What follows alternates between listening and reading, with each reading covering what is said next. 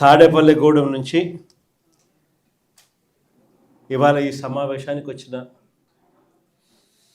ముఖ్యమైన పార్టీ కార్యకర్తలకు, నాయకులకు, ప్రజాప్రతినిధులకు అందరికీ కూడా హృదయపూర్వకంగా వెల్కమ్. రఘుని మీ అందరినీ కూడా పరిచయం చేస్తూ ఈ నియోజకవర్గ ఇన్ఛార్జ్ బాధ్యతలు అప్పచెప్పడం జరిగింది. ఇక రాష్ట్రంలో పరిస్థితుల గురించి నేను చెప్పాల్సిన అవసరం లేదనుకుంటా. బహుశా ఈరోజు రాష్ట్రంలో పరిస్థితి ఏమిటి, చంద్రబాబు నాయుడు గారి పరిపాలన ఎలా ఉంది అన్నది నాకన్నా కూడా, మీలో ఎవరికి మైక్ ఇచ్చినా కూడా నాకన్నా చక్కగా చెప్తారు.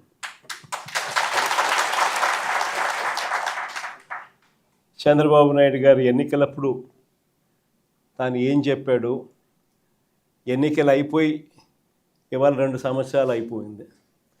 3వ సంవత్సరానికి సంబంధించిన బడ్జెట్ కూడా ప్రవేశపెట్టాడు. మామూలుగా ప్రతి ప్రభుత్వము కూడా 5 బడ్జెట్లు ప్రవేశపెట్టే అవకాశం ప్రజలు ఇస్తారు. అలాంటిది చంద్రబాబు నాయుడు గారికి 3 బడ్జెట్లు ఇప్పటికే ప్రవేశపెట్టాడు. అంటే ఇక మిగిలి ఉన్నది కేవలం 2 బడ్జెట్లు. ఈ 3 బడ్జెట్లు తాను ప్రవేశపెట్టిన పరిస్థితుల మధ్య చంద్రబాబు నాయుడు గారి ఈ 2 సంవత్సరాల పరిపాలన కూడా ఒకసారి పూర్తి చేసిన పరిస్థితుల మధ్య, 3వ బడ్జెట్లో కూడా అదే రకమైన మోసాలు చేస్తూ ఉన్న పరిస్థితుల మధ్య ఒక్కసారి రాష్ట్రాన్ని గమనిస్తే, చంద్రబాబు నాయుడు గారి పరిపాలన గమనిస్తే ఈరోజు మనకు కనిపించేటివి ఏమిటి అని అంటే, సూపర్ 6లు అన్నాడు, సూపర్ 7లు అన్నాడు. ఎన్నికలకు ముందు ఇంటింటికి వెళ్ళి ప్రతి ఇంటికి బాండ్లు ఇచ్చినాడు. ఆ బాండ్ల మీద పవన్ కళ్యాణ్ గారి సంతకము, ఈయన సంతకము, ఇద్దరు సంతకాలు పెట్టిన బాండ్లు ఇచ్చినారు. త్రికరణ శుద్ధితో మేమిద్దరం కలిసి ప్రమాణం చేస్తూ ఉన్నాము, జూన్ 2024 నుంచి మీ ప్రతి ఇంటికి ఇవన్నీ వస్తాయి అని చెప్పి ఏకంగా బాండ్లు ఇచ్చినాడు. అలాంటి బాండ్లు ఇచ్చి సూపర్ 6లు, సూపర్ 7లు అని చెప్పి ఇవాళ అవన్నీ కూడా పూర్తిగా మోసాలుగానే మిగిలిపోయిన పరిస్థితుల మధ్య ఈరోజు మనం చంద్రబాబు నాయుడు గారి పరిపాలనలో మనం చూస్తూ ఉన్నాం. మేనిఫెస్టో అన్నది మన హయాంలో, మేనిఫెస్టో అన్నది ఒక భగవద్గీత కిందనో, ఒక బైబిల్ కిందనో, ఒక ఖురాన్ కిందనో భావిస్తూ 99% హామీలు నెరవేర్చినాము అని చెప్పి ప్రజల దగ్గరికి గర్వంగా తలెత్తుకొని చెప్పిన పరిస్థితి మన పార్టీ, మన హయాంలో జరిగితే, ఈరోజు మేనిఫెస్టో అన్నది చెత్తబుట్టలో పడేసిన పరిస్థితులు మళ్ళీ ఈరోజు చూస్తూ ఉన్నాం. కేవలం మారిందల్లా ఒక జగనే. జగన్ ఉన్నప్పుడు పరిస్థితి ఏమిటి, జగన్ లేకపోతే పరిస్థితి ఏమిటి అన్నది మాత్రమే తేడా. గమనించినట్లయితే ఈరోజు పరిస్థితి ఏమిటి అని అంటే, గతంలో చంద్రబాబు నాయుడు గారు చెప్పినట్టుగా జగన్ ఇచ్చేటివన్నింటినీ ఇస్తాను, జగన్ ఇచ్చేటివే కాకుండా అంతకు మించి సూపర్ 6లు, సూపర్ 7లు ఇస్తానని చెప్పిన పెద్ద మనిషి ఈరోజు పరిస్థితి ఏమిటి అని అంటే, బిర్యానీ పెట్టలేదు ఎలాగూ, ఉన్న పలావ్ కూడా పోయింది అని చెప్పి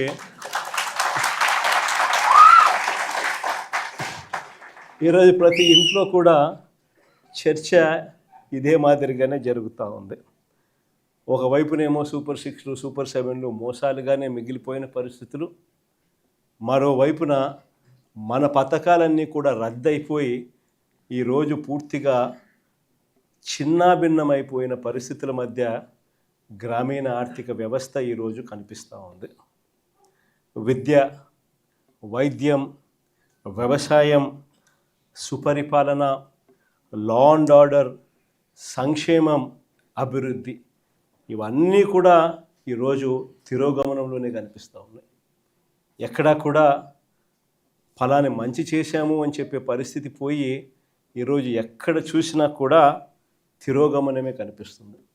ఇంకో ఆశ్చర్యకరమైన విషయం ఏమిటో తెలుసా, మన 5 సంవత్సరాల కాలంలో మనం 3,31,000 కోట్లు మనం అప్పులు మనం చేస్తే, ఆ 3,31,000 కోట్లలో 2,73,000 కోట్లు నేరుగా మీ జగన్ బటన్లు నొక్కడం, నా అక్క చెల్లెమ్మల కుటుంబాల ఖాతాల్లోకి నేరుగా డబ్బులు వెళ్ళిపోవడం చూశాం.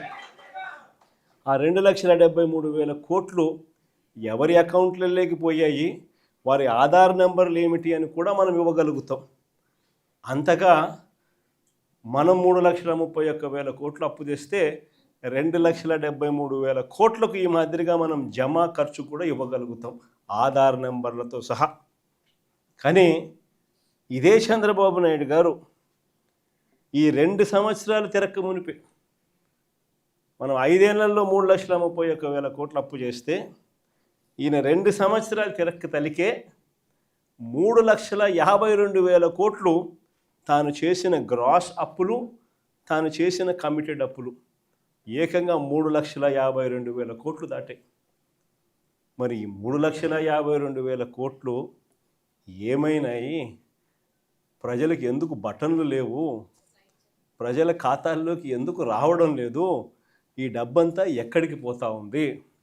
ఎవరి జోబీల్లోకి ఈ డబ్బంతా పోతా ఉంది అన్నది ఈరోజు ప్రతి ఇంట్లో కూడా చర్చనీయాంశమే. ఆశ్చర్యం కలిగించే విషయాలు ఇవన్నీ. మన హయాంలో మనం ఎలా చేయగలిగాము? జగన్ హయాంలో జగన్ ఎలా చేయగలిగాడు? జగన్ వెళ్ళిన తర్వాత చంద్రబాబు నాయుడు ఎందుకు చేయలేకపోతా ఉన్నాడు అన్నది ఈరోజు ప్రతి ఇంట్లో కూడా చర్చ జరుగుతూ ఉంది. ఎందుకో తెలుసా? జగన్ చేయగలిగాడు, చంద్రబాబు నాయుడు ఎందుకు చేయలేకపోతా ఉన్నాడు? కారణం ఒకటే, రాష్ట్రానికి రావాల్సిన ఆదాయాలు జగన్ హయాంలో పుష్కలంగా రాష్ట్రానికి సంబంధించిన ఆదాయాలు రాష్ట్రానికి వచ్చేటివి. ఈరోజు చంద్రబాబు నాయుడు గారి హయాంలో ఎక్కడ చూసినా కానీ దోచుకో, పంచుకో, తినుకో.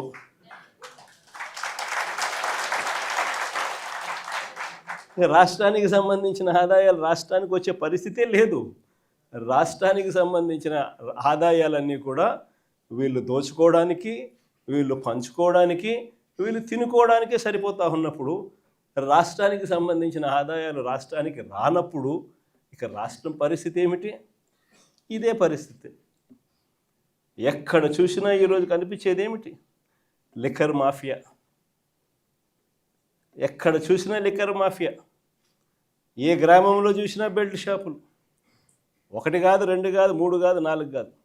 మళ్ళీ పోలీసుల దగ్గరుండి ఆ బెల్ట్ షాపులు అమ్మించే కార్యక్రమం. ఆ బెల్ట్ షాపులో ఎక్కడా కూడా ఎంఆర్పి రేటుకి అమ్మరు. ఎంఆర్పి ప్లస్ 10 రూపాయల, ఎంఆర్పి ప్లస్ 20 రూపాయల. సో గవర్నమెంట్కి రావాల్సిన ఆదాయాలు గవర్నమెంట్కి రావడంలా ఇలా జోబీల్లోకి పోయే కార్యక్రమం. అక్కడి నుంచి మొదలు పెడితే ఇసుక, మట్టి, సిలికా, క్వాడ్సు, లాటరైటు, గ్రెనైటు, చివరికి చికెన్ అమ్మాలన్నా కూడా వీళ్ళకి రావాల్సింది వీళ్ళకి ఇస్తేనే చికెన్ అమ్ముతా ఉన్నారు మార్కెట్లో. అదర్వైజ్ చికెన్ కూడా అమ్మించడంలా చాలా నియోజకవర్గాలు ఆ స్థాయిలో దోచుకుంటూ ఉన్నారు. అధిక ధరలకు పీపీఏలు, పవర్ పర్చేస్ అగ్రిమెంట్స్. మన హయాంలో మనం ₹2.49 రైతులకు మరో 25-30 సంవత్సరాల పాటు ఉచిత కరెంట్ అన్నది రైతులకు ఒక హక్కుగా, రాష్ట్ర ప్రభుత్వం మీద భారం పడకుండా రైతులకు ఒక హక్కుగా అందించాలన్న ఆరాటంతో ₹2.49 మనం పీపీఏలు చేస్తే ఆ రోజు నానా యాగి చేసిన వీళ్ళు ఈరోజు ₹4.60 పీపీఏ చేస్తూ ఉన్నారు. ₹4.60. ఏడ ₹2.49. ఎక్కడ ₹4.60. కళ్ళ ముందరే కనిపిస్తూ ఉన్నాయి. ప్రభుత్వ భూములు పప్పులు బెల్లాలకు అమ్మేస్తూ ఉన్నారు.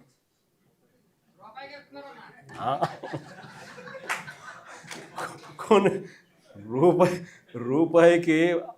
రూపాయికి షాపుకు పోతే చాక్లెట్ వస్తుందో లేదో నాకైతే తెలియదు, కానీ ఆంధ్ర రాష్ట్రంలో మాత్రం రూపాయికి భూములు, కోట్ల విలువ చేసే భూములు మాత్రం వస్తూ ఉన్నాయి.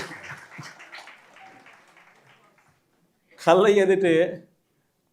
ఎదిటే రిషికొండకు ఆపోజిట్ 50 ఎకరాల భూమి, ప్రభుత్వ భూమి, తన సొంత బంధువుకు, విశాఖపట్నం ఎంపీకి 5,000 కోట్ల విలువ చేసే భూమిని శనిక్కాయలకు బెల్లాలకి, అసలు అది కూడా లే ఊరికనే రెగ్యులరైజేషన్.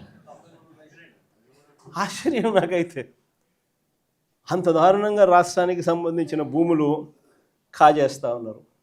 ఇక అమరావతి గురించి నేను చెప్పాల్సిన పనుల, అమరావతిలో ఏం జరుగుతూ ఉంది అన్నది, ఎంతటి దారుణమైన స్కాములు జరుగుతూ ఉన్నాయన్నది మనలో అందరికీ కూడా ఇప్పటికీ అర్థమైంది. స్క్వేర్ ఫీటు కట్టడానికి 5 స్టార్ ఫెసిలిటీస్తో హైదరాబాద్లో కానీ, చెన్నైలో కానీ, బెంగళూరులో కానీ ఎక్కడైనా కూడా కట్టడానికి అయ్యే ఖర్చు 4,500 దాటదు.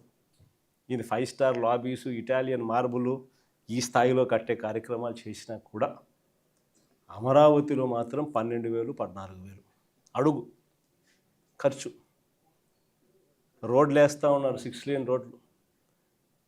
నేషనల్ హైవేలు టెండర్లు పిలిస్తే 20 కోట్లు వస్తూ ఉంది. ఇక్కడ మాత్రం 53 కోట్లు లేను. ఎక్కడా లేని స్కాములు. ఎవరు ఈ స్కాముల్లో భాగస్తులు అని అంటే సాక్షాత్తు రాము, ఈనాడు వియంకుడు, బిఎస్ఆర్, బలుసు శ్రీనివాసరావు, చంద్రబాబు నాయుడు బినామీ, అంతా వీళ్ళే. వీళ్ళకి మళ్ళీ ఏంది కొత్తగా మొబిలైజేషన్ అడ్వాన్స్. ఇంతకుముందు ఎప్పుడూ లేదు మొబిలైజేషన్ అడ్వాన్స్ చేయడమైంది కొత్తగా. ఇంతకుముందంతా వర్కులు చేస్తే బిల్లు ఇచ్చే పరిస్థితి. ఇక్కడ చంద్రబాబు నాయుడు హయాంలో వర్కులు చేయాల్సిన పనిలే. కాంట్రాక్టర్లు మనోళ్ళే, మనకు సంబంధించిన వాళ్ళే, ఈనాడు, బలుసు, ఇల్లే, అంతా ఇల్లే. అడ్వాన్సు 10%, ఒక్కొక్కరికి 6,000 కోట్లు వర్కులు, అంటే ఒక్కొక్కరికి 600 కోట్లు అడ్వాన్సులు. వర్కులు చేయడం కదా దేవుడు వరకు ఫస్ట్ మొబిలైజేషన్ అడ్వాన్సులు 600 కోట్లు ఒక్కొక్కరికి. ఈ స్థాయిలో దోచేస్తూ ఉన్నారు. ఎక్కడా కూడా రాష్ట్రానికి సంబంధించిన ఆదాయాలు ఇక రాష్ట్రానికి ఎలా వస్తాయి? రాష్ట్రానికి సంబంధించిన ఆదాయాలు ఇలా కొల్లగొడుతూ ఉంటే ఇక రాష్ట్రంలో ప్రజలు, పేదలు, మధ్యతరగతి వర్గాలు వీళ్ళ పరిస్థితి ఏమిటి? ఈరోజు ఆశ్చర్యకరమైన విషయం ఏంటంటే ఏ రైతుకు కూడా ఈరోజు గిట్టుబాటు ధర రావడం లేదు. ఉల్లి పంట చూసుకో, శనగ పంట చూసుకో, ఏ పంట అయినా చూసుకో, దళారీల వ్యవస్థ. ఏ రైతుకు కూడా గిట్టుబాటు ధర రావడం. అదే మన హయాంలో ఆర్బీకే పెట్టి, ఈ క్రాప్ పెట్టి, అందులో continuous monitoring of agricultural prices and procurement అని సీఎం మ్యాప్ అని పెట్టి ప్రతి ఆర్బీకే పరిధిలో ఒక పోస్టర్ కనిపించేది. ఇదిగో ఈ పంటలకు ఇవి గిట్టుబాటు ధరలు అని. అంతకన్నా తక్కువ రేట్లు ఎక్కడైనా కానీ ఉంటే వెంటనే ప్రభుత్వం ఇంటర్వ్యూన్ అయ్యేది. ఆ వెంటనే ఆర్బీకే పరిధిలో నుంచి అగ్రికల్చర్ అసిస్టెంటు వెంటనే సీఎం యాప్లో అప్లోడ్ చేసేవాడు. జాయింట్ కలెక్టర్, మార్క్ఫెడ్కు సంబంధించి జాయింట్ మేనేజింగ్ డైరెక్టర్ పోస్ట్లో కూడా ఆయన పెట్టాం. వెంటనే జాయింట్ కలెక్టర్ ఇన్వాల్వ్ అయ్యేవాడు. వెంటనే ఆ ఆర్బీకే పరిధిలోనే మార్కెట్ ఇంటర్వెన్షన్ జరిగేది, కొనుగోలు చేసేవాళ్ళు. ఆ రకంగా 7,800 కోట్లు మనం ఖర్చు చేసి ప్రతి పంటకు గిట్టుబాటు ధరలు ఇచ్చిన పరిస్థితి నుంచి ఈరోజు రైతులకు ఏ పంటకు గిట్టుబాటు ధరలు రాని పరిస్థితి. ఈరోజు రైతులకు ఉచిత పంటల బీమా గాలికి ఎగిరిపోయిన పరిస్థితి. రైతులకు కరువు వచ్చినా, తుఫాన్లు వచ్చినా, ఇంకోటి వచ్చినా ఆదుకునే నాతుడు లేడు. వాళ్ళ కర్మ అంతే అన్న పరిస్థితి, వదిలేసిన పరిస్థితి. మన హయాంలో ఇన్పుట్ సబ్సిడీలు సీజన్ ముగిసేలోగానే ఇన్పుట్ సబ్సిడీలు ఇచ్చి మరుసటి సీజన్కి రైతును సన్నద్ధం చేసేవాళ్ళం. ఈరోజు వ్యవసాయం పరిస్థితి అట్లుంటే ఈరోజు విద్యకు వచ్చేసరికి ఇంకా దారుణమైన పరిస్థితులు కనిపిస్తాయి. ఫీజు రీయింబర్స్మెంట్ బకాయిలు మన ప్రభుత్వ హయాంలో ప్రతి త్రైమాసికం అయిపోయిన వెంటనే, ప్రతి 3 నెలలకు ఒకసారి ఆ త్రైమాసికం అయిపోయిన వెంటనే మరుసటి త్రైమాసికంలోకి వచ్చేసరికి ఇంతకు ముందు త్రైమాసికానికి సంబంధించిన డబ్బులు తల్లుల ఖాతాల్లోకి నేరుగా పడిపోయేది. ఫీజు రీయింబర్స్మెంట్ కింద విద్యా దీవెన, వసతి దీవెన ఈ 2 కూడా క్రమం తప్పకుండా ఇచ్చేవాళ్ళం మన ప్రభుత్వ హయాంలో. ఈరోజు పరిస్థితి చూస్తే ఏకంగా ఇప్పటికే ఈ సంవత్సరానికి సంబంధించిన బడ్జెట్ కూడా లెక్కేసుకుంటే 10,000 కోట్ల అవసరం ఉంటే బడ్జెట్లో 2,600 కోట్లు పెట్టినారు. అది ఎంత ఇస్తారో తెలీదు. పిల్లలకు ఈరోజు చదువులు మానేస్తూ ఉన్న పరిస్థితులు. తల్లిదండ్రులు ఈరోజు పిల్లల్ని చదివించాలంటే చదివించలేము అని చెప్పి పిల్లల చదువులు ఆపించేసి వాళ్ళని పనులకు పంపించే పరిస్థితిలోకి తల్లిదండ్రులు వచ్చేసినారు. విద్యా దీవెన పరిస్థితి అది. వసతి దీవెన పరిస్థితి అది. నాడు నేడు స్కూళ్ళల్లో పూర్తిగా ఆగిపోయిన పరిస్థితి.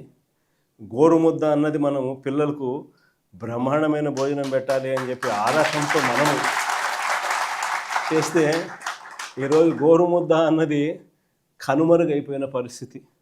8వ తరగతికి వచ్చేసరికి పిల్లల చేతుల్లో ట్యాబులు కనిపించేటివి. ప్రతి స్కూలు ఇంగ్లీష్ మీడియం. నాడు నేడుతో 6వ తరగతి నుంచి ప్రతి class digitised class room. Government స్కూళ్ళు ప్రైవేట్ స్కూళ్ళతో పోటీ పడలేరు అన్న పరిస్థితిని మార్చేసి ప్రైవేట్ స్కూళ్ళు గవర్నమెంట్ స్కూళ్ళతో పోటీ పడే పరిస్థితి మన ప్రభుత్వ హయాంలో మనం తీసుకొస్తే ఈరోజు స్కూళ్ళన్నీ కూడా నిర్వీర్యమైపోతా ఉన్న పరిస్థితి కళ్ళెదుటే కనిపిస్తూ ఉంది. ఇక వైద్యం గురించి నేను చెప్పాల్సిన పనుల ఆరోగ్యశ్రీ అన్నది మన హయాంలో ఏకంగా 25 లక్షలకు పెంచినాం. 3,300 ప్రొసీజర్లను తీసుకొచ్చినాం. ఏ పేదవాడైనా ఏ మధ్యతరగతి వాడైనా కూడా వైద్యం బాగోలేకపోతే ఆ పేదవాడు అప్పుల పాలయ్యే పరిస్థితి ఏనాటికి రాకూడదు అని ఆ పేదవాడిని చెయ్యి పట్టుకొని నడిపించే కార్యక్రమం చేసినాం. వైద్యం చేయించడమే కాకుండా వైద్యం అయిపోయిన తర్వాత రెస్ట్ తీసుకునే దానికోసం ఆరోగ్య ఆసరా అని చెప్పి నెలకు 5,000 రూపాయల డబ్బులు చేతిలో రివర్స్ పెట్టి పంపించేవాళ్ళం మన హయాంలో. ఈరోజు నెట్వర్క్ హాస్పిటల్లో మాకు 3,200 కోట్లు బకాయిలు ఉన్నాయి. చంద్రబాబు నాయుడు గారు ఈ బకాయిలు ఇవ్వకపోతే మేము చేతులు ఎత్తేస్తున్నాము, మేము బోర్డు తిప్పేస్తూ ఉన్నాము అని చెప్పి ఏకంగా స్ట్రైకులు చేస్తూ ఉన్న పరిస్థితి. పేదవానికి ఈరోజు ఆరోగ్యం అందుతూ ఉన్నా అందకపోయినా కానీ కనీసం ఆలోచన చేసే నాతుడు కూడా ఈరోజు రాష్ట్రంలో కరువైన పరిస్థితి. ఇలా ఏ వ్యవస్థ చూసుకున్నా ఎక్కడా కూడా మంచి కనపడడంలా అన్నీ కూడా తిరోగమనమే కనిపిస్తూ ఉన్నాయి. రాష్ట్రానికి సంబంధించి ప్రభుత్వం బాధ్యతగా చేయాల్సినవి ఏవి కూడా బాధ్యతలు నిర్వర్తించడంలా. నాడు నేడు ఆగిపోయింది. మెడికల్ కాలేజీలు అమ్మేస్తూ ఉన్నారు. ముఖ్యమైన రాయలసీమ లిఫ్ట్ వంటి ప్రాజెక్టులన్నీ కూడా చేయకుండా ఆపేసిన కార్యక్రమాలు కనపడతా ఉన్నాయి. రైతుల గురించి పట్టించుకునే నాతుడు లేదు, పిల్లల గురించి పట్టించుకునేవాడు లేడు, అక్క చెల్లెమ్మల గురించి పట్టించుకునేవాడు లేడు. చివరికి అక్క చెల్లెమ్మలకు పొదుపు సంఘాలకు 0 వడ్డీ డబ్బులు కూడా ఇవ్వని పరిస్థితి. స్కీములకు అయితే దేవుడు ఎరుగు, కనీసం 0 వడ్డీకి డబ్బులు కూడా ఇవ్వని పరిస్థితిలోకి అక్క చెల్లెమ్మలు మొత్తం నిర్వీర్యమైపోయిన పరిస్థితులు ఈరోజు రాష్ట్రంలో కనిపిస్తూ ఉంది. ఇలాంటి పరిస్థితుల మధ్య వైఎస్ఆర్ కాంగ్రెస్ పార్టీ శ్రేణులు ప్రజల తరపున పోరాటం చేయడానికి వైఎస్ఆర్సీపీ జెండాను చేత పట్టుకుని ప్రజలకు అండగా తోడుగా మేము ఉన్నాము అని చెప్పి ఈరోజు వైఎస్ఆర్సీపీ పార్టీ రాష్ట్ర వ్యాప్తంగా ప్రజలకు తోడుగా ఉందని చెప్పి గర్వంగా కూడా ఈరోజు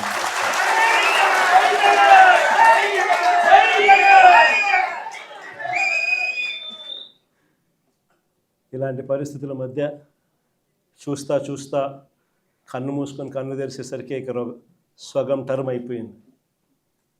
5 ఏళ్ల కాలంలో సగం టర్మ్ అయిపోయింది. ఇక మిగిలినది మరో సగం టర్మే. ఈ సగం టర్మ్లో కూడా ఇంకొక సంవత్సరం దాటితే రేపు సంవత్సరం చివరిలోకి వచ్చేసరికి నా పాదయాత్ర కూడా స్టార్ట్ అవుతుంది.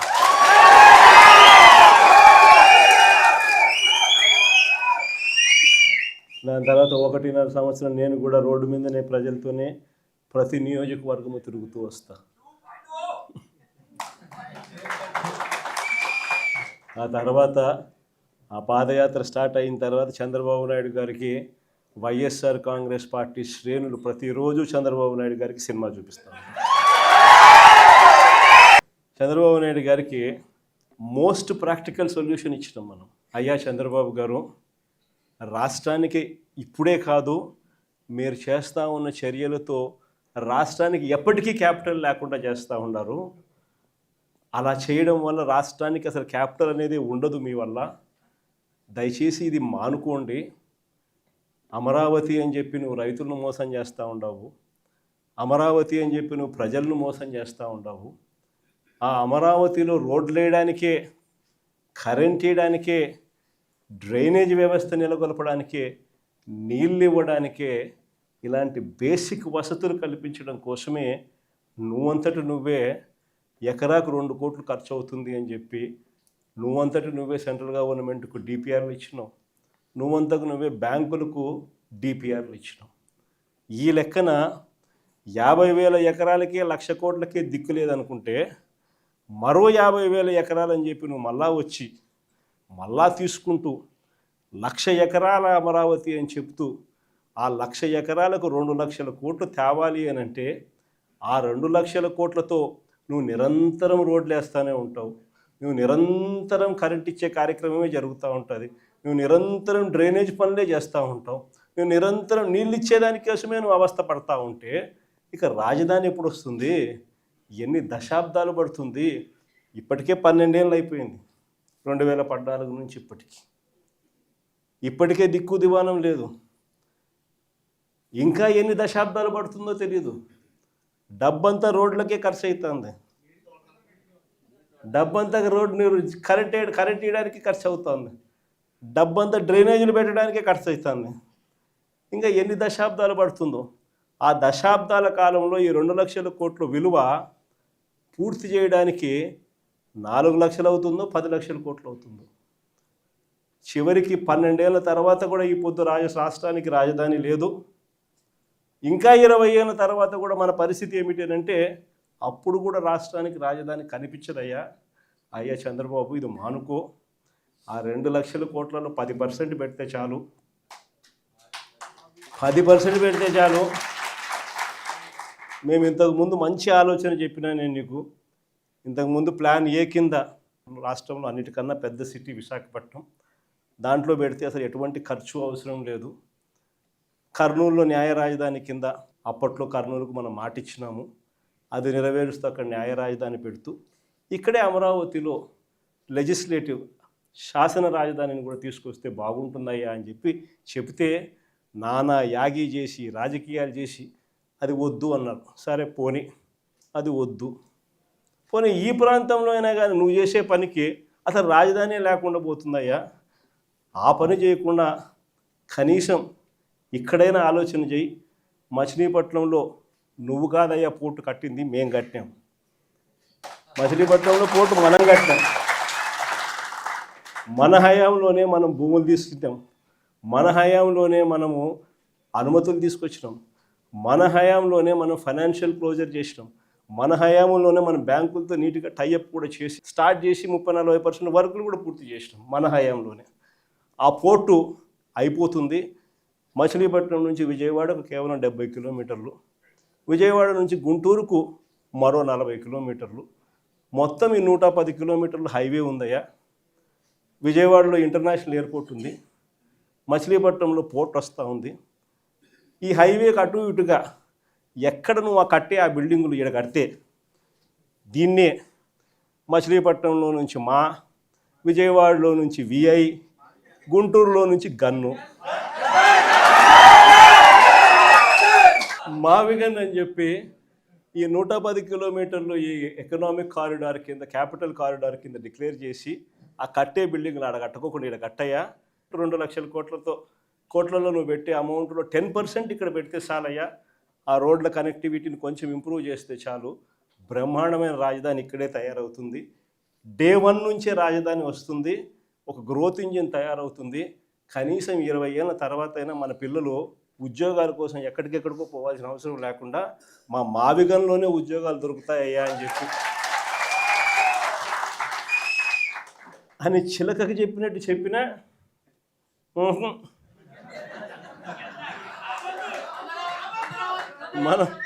మనం ఎంత బాగా చెప్పినా కానీ, ఎంత లౌక్యంగా చెప్పినా కానీ ఆహా. ఎందుకు ఆహా, ఎందుకు వద్దు? కారణం ఆడ 2 లక్షల కోట్లు వర్కులు, మొబిలైజేషన్ అడ్వాన్స్ 10%, అందులో 8% తీసుకోవడం.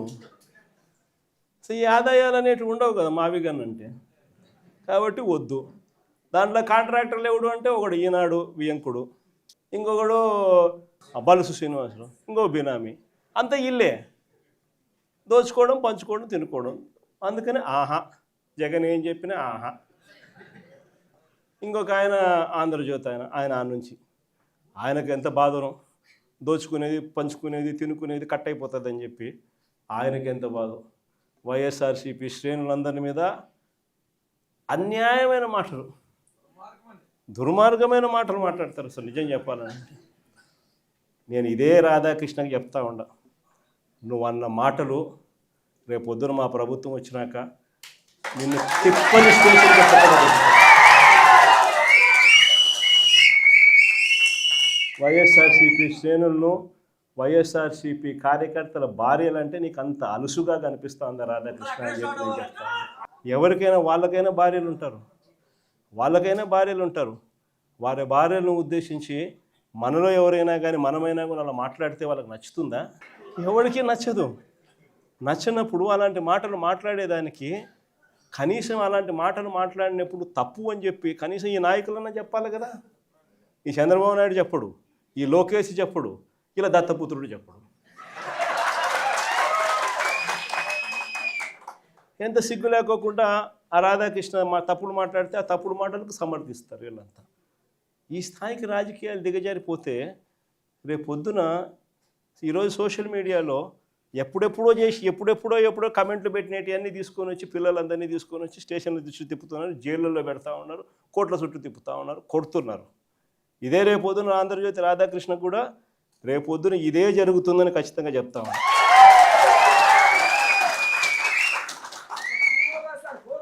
అసలు మహిళల గురించి ఇంత తక్కువగా చూసే కార్యక్రమం, తక్కువగా మాట్లాడే కార్యక్రమం, ఈ పరిస్థితులన్నీ కూడా రాష్ట్రంలో ఎందుకు వచ్చినాయి? ఆశ్చర్యం కలిగించే విషయం. ఇంతకుముందు ఎప్పుడు జరగల. కోడూరు ఎమ్మెల్యే ఆరవ శ్రీధర్, అసలు నాకు నిజంగా ఆశ్చర్యం అనిపిస్తుంది. జనసేన ఎమ్మెల్యే అంట మోసం చేశాడని, అత్యాచారం చేశాడని చెప్పి పాపం ఆ పాప ఆందోళన చేస్తూ ఉంటే ప్రతి ఒక్కరికి కంప్లైంట్ ఇస్తే ఆ పాపను కొడుతున్నారు. ఆ పాప రోడ్డెక్కితే ఆ పాప రోడ్డెక్కి నాకు అన్యాయం జరిగిందని ఆ పాప చెప్తే ఆ పాపను కొడుతున్నారు పోలీసుల సమక్షంలో. ఇంకొకడు నర్సరావుపేట ఎమ్మెల్యే, ఇంకొకడు కళ్ళ ముందరే కనిపిస్తుంది. ఎస్పీ ఆఫీసుకి పోయి బాత్రూంలో పోయి డోర్ కట్టేసుకుంటాడు. అసలు ఎస్పీ ఆఫీసులోకి పోవడం ఏంది, బాత్రూమ్ లేకపోయి నువ్వు డోర్ గడేసుకోవడం ఏంది, డోర్ గడేసుకొని నువ్వు స్ట్రైక్ చేయడం ఏంది? అసలు దానికి చంద్రబాబు నాయుడు పంచాయతీ చేస్తాడు. పోయి లోపల బొక్కలో వేయకోకుండా చంద్రబాబు నాయుడు పంచాయతీ చేస్తాడు. ఇంకోడు చూస్తాడు బిఆర్ నాయుడు అని, ఇంకోడు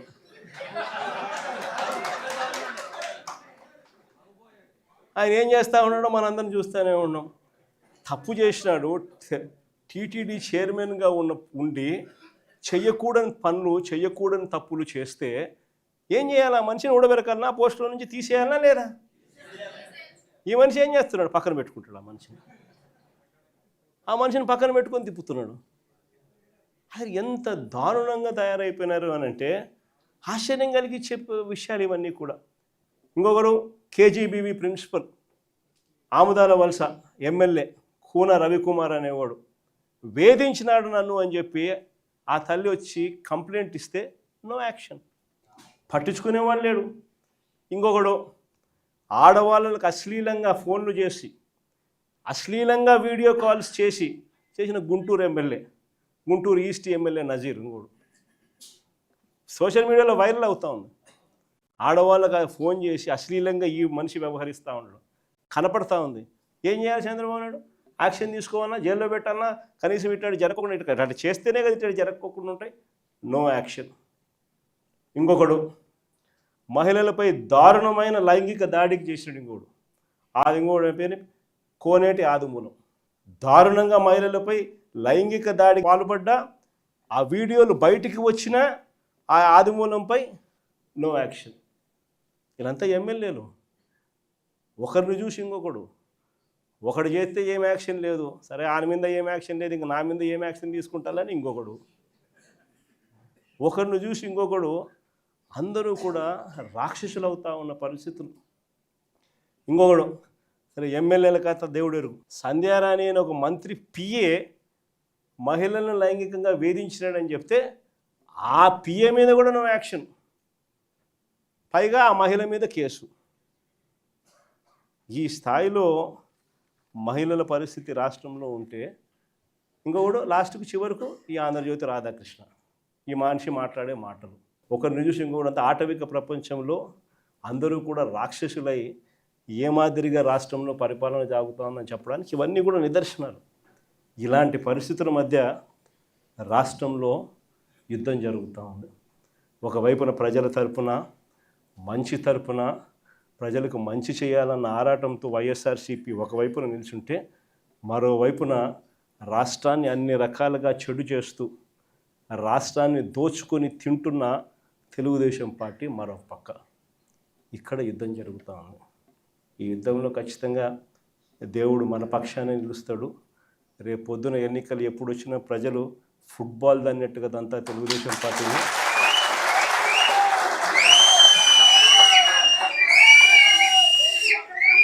సింగిల్ డిజిట్లు కూడా చంద్రబాబు నాయుడుకి రాకుండా ఉండే పరిస్థితి కూడా అతి త్వరలోనే చూస్తాం.